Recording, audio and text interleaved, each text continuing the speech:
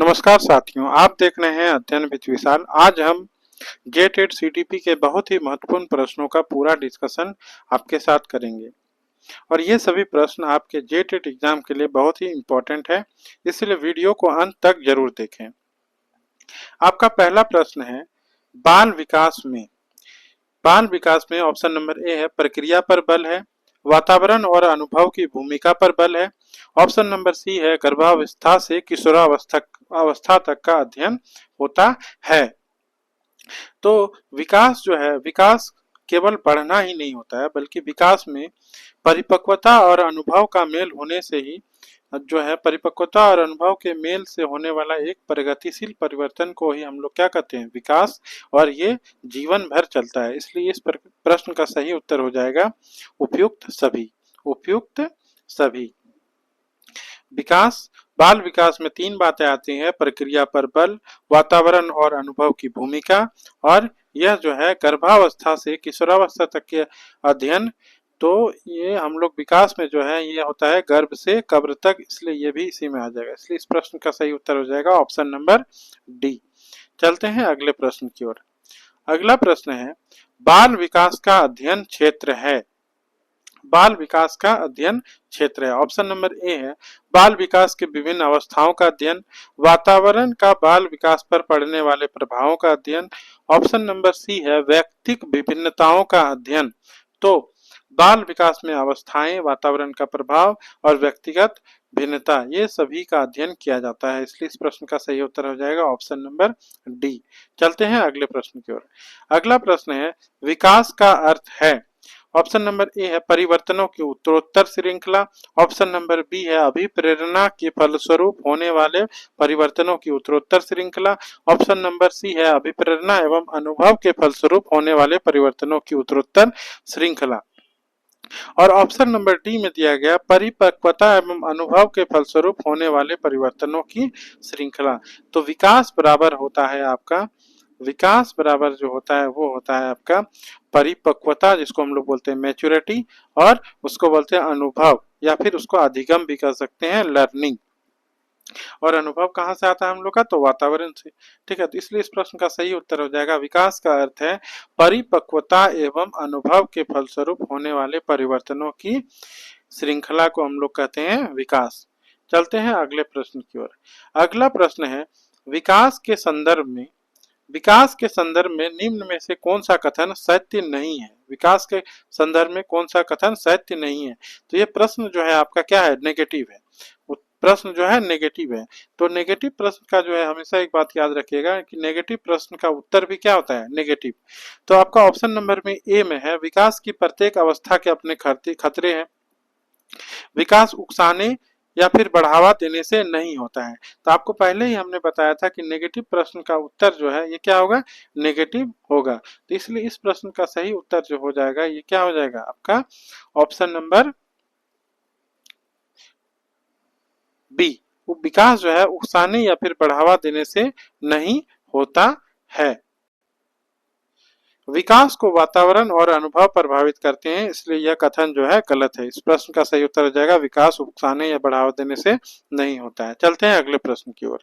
अगला प्रश्न है पांचवा प्रश्न, निम्न में से कौन सा कथन विकास के बारे में सत्य नहीं है। यह भी क्या है आपका नेगेटिव प्रश्न है। तो पहला ऑप्शन है विकास अंतःक्रिया का फल है। दूसरा ऑप्शन है विकास एक व्यवस्थित श्रृंखला का अनुगामी है। तीसरा ऑप्शन है विकास एक व्यक्तिगत प्रक्रिया है। चौथा है विकास विशिष्ट से सामान्य की ओर। विकास विशिष्ट से सामान्य नहीं, सामान्य से विशिष्ट की ओर होता है। विकास क्या होता है, सामान्य से विशिष्ट की ओर। बच्चा पहले आपका हाथ हिलाता है, फिर वह अपनी उंगली या फिर पैर, पहले बच्चा घुटने के बल बैठता है, फिर वह चलना प्रारंभ करता है। इसलिए विकास को हम लोग बोलते हैं क्या, सामान्य से विशिष्ट, या फिर केंद्र से बाहर, सिर से पैर। चलते हैं अगले प्रश्न की ओर।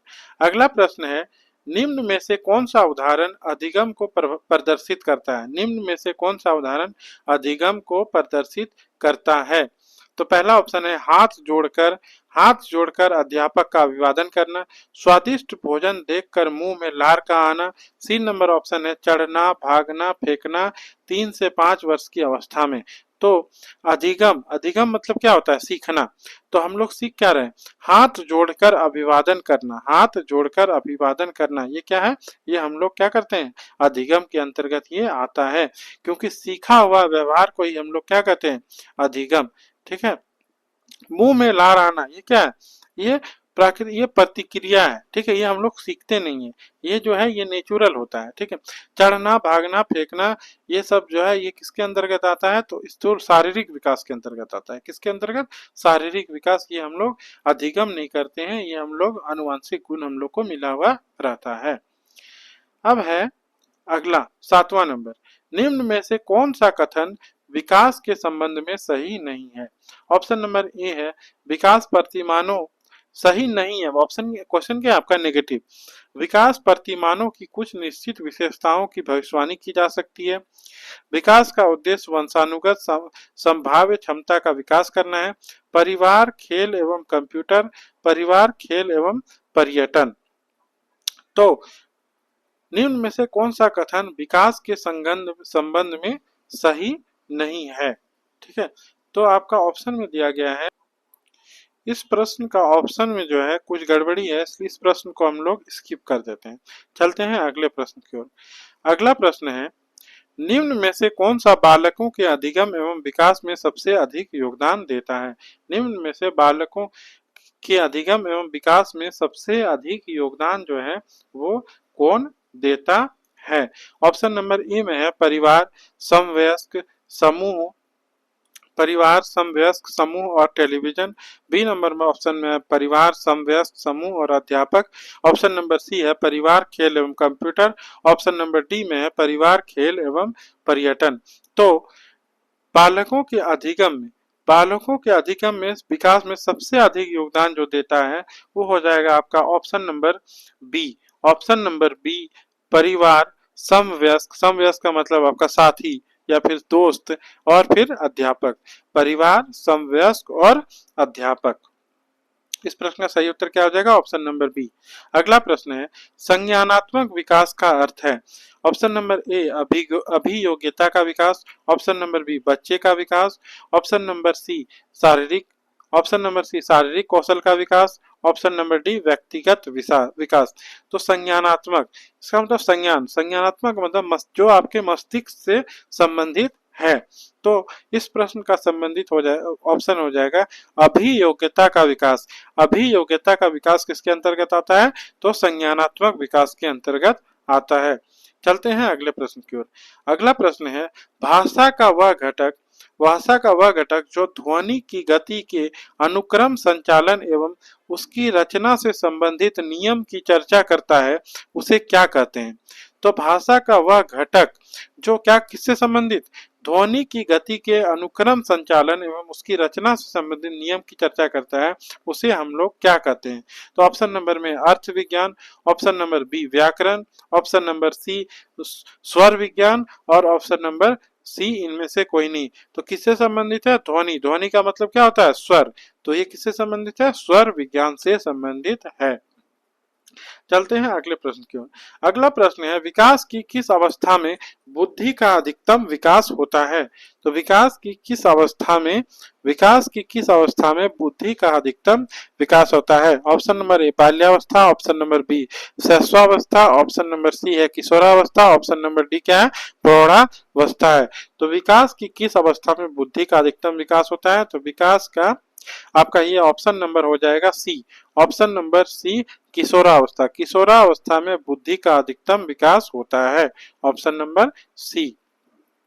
अगला प्रश्न 12वां प्रश्न, शैशवावस्था के लिए उत्तम शिक्षण विधि है।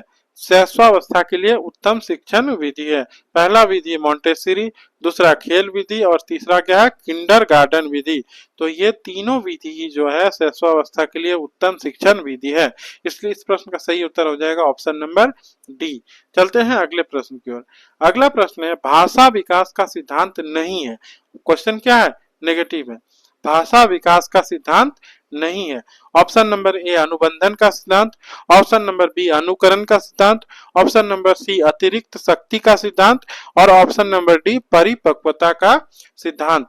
तो इस प्रश्न का सही उत्तर हो जाएगा भाषा विकास का सिद्धांत नहीं है। तो अतिरिक्त शक्ति की जरूरत हम लोग को किसमें होती है? खेल में। अतिरिक्त शक्ति का जरूरत होता है हम लोग को किसमें होता है? तो खेल में हम लोगों को अतिरिक्त शक्ति की जरूरत होती है। इसलिए इस प्रश्न का उत्तर हो जाएगा अतिरिक्त शक्ति का सिद्धांत। भाषा विकास में भाषा के विकास। अब चलते हैं अगले प्रश्न की ओर। अगला प्रश्न है बच्चों के सामाजिक विकास में किसका विशेष महत्व है? तो बच्चों के सामाजिक विकास में किसका महत्व है? ऑप्शन नंबर ए खेल, बी नंबर बाल साहित्य, सी नंबर दिनचर्या और डी नंबर में क्या है? संचार माध्यम। तो बच्चों के सामाजिक विकास में जो है सबसे महत्वपूर्ण भूमिका निभाती है वो है खेल। खेल में बच्चे जो है अपने विभिन्न विभिन्न लोगों से मिलते हैं और बहुत सारी चीजों को सीखते हैं। चलते हैं अगले प्रश्न की ओर। अगला प्रश्न है भाषा विकास के लिए सबसे संवेदनशील समय निम्नलिखित में से कौन सा है? तो ऑप्शन नंबर ए है जन्म पूर्व के समय, ऑप्शन नंबर बी मध्य बचपन का समय, ऑप्शन नंबर सी वयस्कता का समय और ऑप्शन नंबर डी में है प्रारंभिक बचपन का समय। तो इस प्रश्न का सही उत्तर जो हो जाएगा भाषा विकास के लिए सबसे उपयुक्त चरण जो है वो है आपका प्रारंभिक बचपन का समय 2 से 6 वर्ष। 2 से 6 वर्ष। चलते हैं अगले प्रश्न की ओर। अगला प्रश्न है विकास के लिए निम्नलिखित में से कौन सा एक उचित है? तो ऑप्शन नंबर ए दिया गया आपका विकास जन्म के साथ प्रारंभ होता है और समाप्त होता है। सामाजिक सांस्कृतिक संदर्भ विकास में एक महत्वपूर्ण भूमिका का निर्वाह करता है। विकास एकल आयामी होता है, नहीं विकास बहुआयामी होता है। विकास पृथक होता है। तो इस प्रश्न का सही उत्तर जो हो जाएगा आपका 16 का ऑप्शन नंबर बी सामाजिक सांस्कृतिक संदर्भ विकास में एक महत्वपूर्ण भूमिका निभाता है। चलते हैं अगले प्रश्न की ओर। विकास डैश से डैश की ओर होता है। तो विकास जो है आपका ये होता है सामान्य से विशिष्ट। सामान्य से विशिष्ट ऑप्शन नंबर ए। अगला प्रश्न है निम्न में से कौन सा कथन सही नहीं है? ऑप्शन नंबर ए दिया गया आपका वृद्धि और विकास अंतः संबंधित है। ऑप्शन नंबर बी वृद्धि पहले होता है विकास बाद में। ऑप्शन नंबर सी विकास केवल जो है हमेशा केवल को नेगेटिव माना जाता है, इसलिए केवल उत्तर नहीं होगा। अच्छा, विकास में आपका क्वेश्चन जो दिया गया है क्वेश्चन है आपका किसमें? नेगेटिव में। तो नेगेटिव क्वेश्चन का आंसर क्या होता है? नेगेटिव। इसलिए इस प्रश्न का उत्तर क्या हो जाएगा? विकास केवल संख्यात्मक है। अगला प्रश्न सर्वोत्तम विकास के लिए प्रारंभिक अनुभवों का स्वरूप होना चाहिए। सर्वोत्तम विकास के लिए प्रारंभिक अनुभवों का जो स्वरूप होना चाहिए आपका वो कैसी होनी चाहिए? तो वो ऑप्शन नंबर ए सामान्य, ऑप्शन नंबर बी असामान्य, ऑप्शन नंबर सी आदर्शवादी, ऑप्शन नंबर डी सुखद। तो सर्वोत्तम विकास के लिए प्रारंभिक अनुभव जो होना चाहिए वो होना चाहिए आपका कैसा? सुखद। चलते हैं अगले प्रश्न की ओर।